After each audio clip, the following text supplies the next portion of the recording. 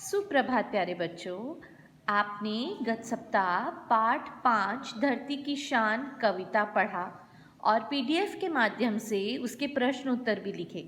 अब पन्ना नंबर 30 पर स्वाध्याय में प्रश्न नंबर 2 आप पाठ्य पुस्तक में करेंगे। मेरा आपसे अनुरोध है कि जब भी आपको वीडियो भेजा जाए तो आप अपनी पाठ्य पुस्तक को निकाल कर रखें, तो आपको चीज़ों को समझने में आसानी रहेगी। अब आज आप प्रश्न नंबर 2 करेंगे, जिसमें उचित जोड़ मिलाइए।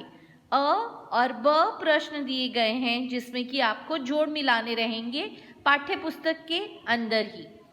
मनुष्य की आत्मा मनुष्य के नयनों में, मनुष्य की भ्रुकुटी में, मनुष्य की वाणी में, मनुष्य की छाती में।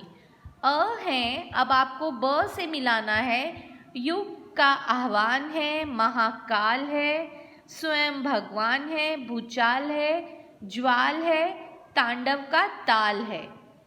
अब हमने कविता पढ़ी थी तो उसमें मनुष्य की आत्मा में स्वयं भगवान है, मनुष्य के नयनों में ज्वाल है, मनुष्य की भ्रुकुटी में तांडव का ताल है, मनुष्य की वाणी में युग का आह्वान है, मनुष्य की छाती में महाकाल है। तो ये आपको अपनी पाठ्य पुस्तक में मैच जोड़ करना रहेगा।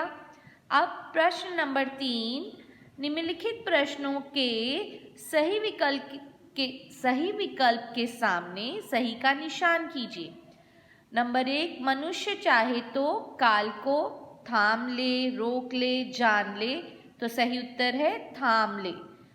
नंबर 2, मनुष्य चाहे तो धरती को फोड़ दे, युग का आह्वान दे, अंबर से जोड़ दे, तो सही उत्तर है अंबर से जोड़ दे।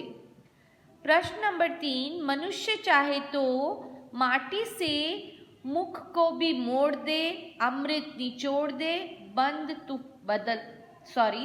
दुनिया बदल दे, तो सही उत्तर है मनुष्य चाहे तो माटी से अमृत निचोड़ दे। अब प्रश्न नंबर 4 में नीचे दिए गए शब्दों के विरोधार्थी शब्द देकर वाक्य में प्रयोग कीजिए।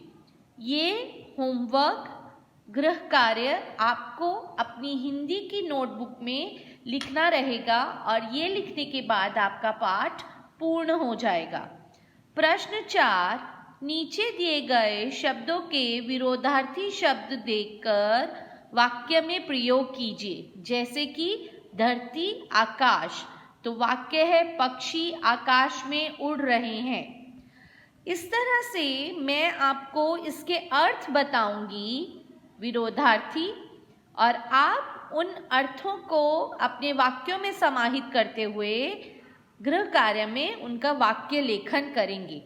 अमृत, विष,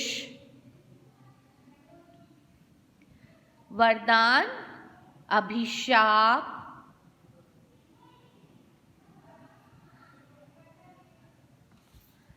ऊंचा, नीचा, पाप, पुण्य, जीवन, मृत्यु। इस तरह से आपने ये जो सीखे हैं विरोधार्थी, इनके आपको अर्थों के वाक्य लिखने रहेंगे। धन्यवाद बच्चों।